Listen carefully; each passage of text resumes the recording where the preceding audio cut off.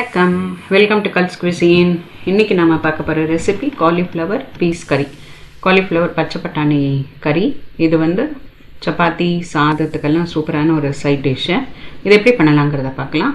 First ஒரு pan அடுப்பில் வச்சு 1 டேபிள் ஸ்பூன் எண்ணெய் விட்டு அது சூடான அப்புறமா 1 டீஸ்பூன் ஜீரகம், இது பொரிஞ்சதும் ஒரு வெங்காயம் நல்ல பொடியாக கட் பண்ணதை சேர்த்துட்டு கொஞ்சமாக வதக்கிக்கலாம். ஒரு 3-4 பூண்டு பல்ல பொடியாக கட் பண்ணி அதையும் சேர்த்துட்டு இந்த வெங்காயம் பூண்டு கோல்டன் கலர் ஆற வரைக்கும் நல்லா வதக்கிக்கலாம். இப்போ மசாலாலாம் சேர்க்கலாம். 1/4 டீஸ்பூன் மஞ்சள், 1/2 டீஸ்பூன் காஷ்மீரி மிளகாய் பொடி, 1/2 டீஸ்பூன் மிளகாய் பொடி, 1/2 டீஸ்பூன் ஜீரக பொடி, 1/2 டீஸ்பூன் தனியா பொடி, 1 டீஸ்பூன் கரம் மசாலா. ஸோ இந்த மசாலாலாம் நல்லா மிக்ஸ் பண்ணி கொடுத்துடலாம். 2 டேபிள் ஸ்பூன் தயிர், அதையும் நல்லா கலந்துட்டு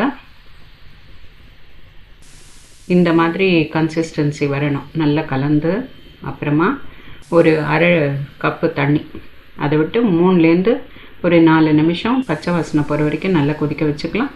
1 கப்பு பிளான்ச் பண்ணி வச்சுருக்கிற காலிஃப்ளவர், 1/2 கப்பு ஃப்ரெஷ்ஷான பச்சை பட்டாணியும் சேர்த்துட்டு நல்லா மிக்ஸ் பண்ணிடலாம். இந்த பட்டாணியில் காலிஃப்ளவரில் இந்த மசாலாலாம் நல்லா சேருற வரைக்கும் கலந்துட்டு மூடி போட்டு ஃபஸ்ட்டு ஒரு 7-8 நிமிஷம் குக் பண்ணிக்கலாம். இதை நடுவில் கலரியும் கொடுத்துடணும். ஸோ இப்போது திருப்பியும் மூடியை போட்டு இதை குக் பண்ணிக்கலாம்.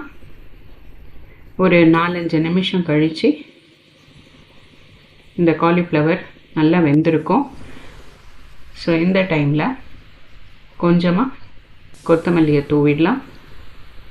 ஒரு ஜென்டிலாக ஒரு மிக்ஸ் பண்ணி கொடுத்துட்டு அடுப்பை ஸ்விட்ச் ஆஃப் பண்ணிட்டா நம்மளோட யம்மி அண்ட் டேஸ்டி காலிஃப்ளவர் பச்சை பட்டாணி கறி சூப்பராக ரெடி ஆகிடுது. ஸோ நீங்களும் ட்ரை பண்ணி பாருங்கள். உங்கள் கமெண்ட்ஸ் எழுதுங்க. Thank you, enjoy.